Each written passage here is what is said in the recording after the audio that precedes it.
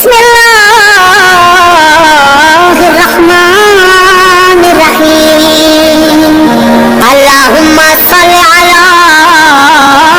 محمد وآل محمد۔ کا 7 دن کا نسخہ ہے۔ کیا نسخہ ہے؟ کہ جتنی بڑی بیماری ہو، بڑی سے بڑی بیماری، ایڈز کی بیماری ہو، کینسر کی بیماری ہو، یا کوئی بھی کورونا کی بیماری ہو، جو بھی خطرناک سے خطرناک ترین بیماری ہو، نماز فجر کے بعد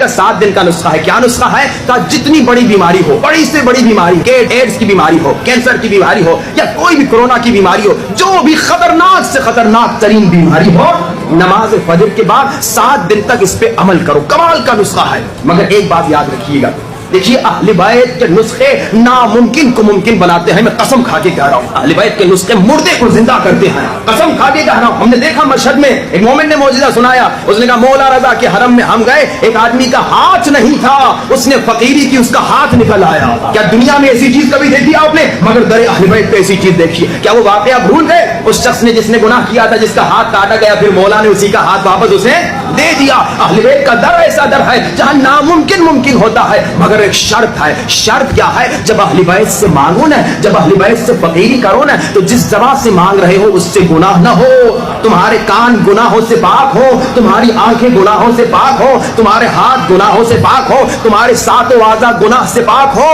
یہ جو میں نے کہا نا، اس نسخے میں بعض کو 7 دن میں نتیجہ ملا، بعض کو 40 دن، بعض کو 1 سال۔ کہ انسان بعض گنہگار ہوتے ہیں، خطاکار ہوتے ہیں، بیٹھے بیٹھے غیبت کرتے ہیں، بیٹھے بیٹھے جھوٹ بولتے ہیں، تو اس کا نتیجہ کیا ہوتا ہے؟ ایک جھوٹ سے 40 دن تک دعا قبول نہیں ہوگی، ایک لقمہ حرام سے 40 دن تک دعا قبول نہیں ہوگی۔ اب یہ 7 دن کا نسخہ، مگر بیمار کرتے رہیں جب تک انشاءاللہ شفا ملے۔ کیونکہ جیسے میں نے کہا، ہماری زبانیں اتنی پاک نہیں، ہمارے کان گناہوں سے بھرے ہوئے ہیں، یہاں مجلس سنتے ہیں، مجلس کے بعد گانے سنتے ہیں، یہاں ہاتھ سے ماتم کرتے، پھر اسی ہاتھ سے نعوذ باللہ کبھی کبھار خیانت کرتے ہیں۔ تو جب تک ہم پاک نہیں ہوتے گناہوں سے، تو ہماری دعاؤں کا اثر کم ہوتا ہے۔ اگر چاہتے دعاؤں میں اثر بہت زیادہ ہو جائے، 7 اعضاء پاک ہو اور دعا مانگیں، دیکھیے اثر کتنا ہوتا ہے۔ مولا کا 7 دن کا نسخہ، کینسر جیسی بیماری کا علاج، خطرناک ایڈز جیسی، کورونا جیسی جتنی بڑی خطرناک بیماری ہے دنیا میں، ان سب سے نجات ملے گی۔ کیا فرمایا؟ نماز فجر کے بعد، نماز فجر کے بعد زمزم کا پانی اٹھاؤ یا بارش کا پانی، اگر دونوں نہیں مل رہے تو کوئی نارمل پانی اٹھا لو، زمزم کا پانی یا بارش کا پانی،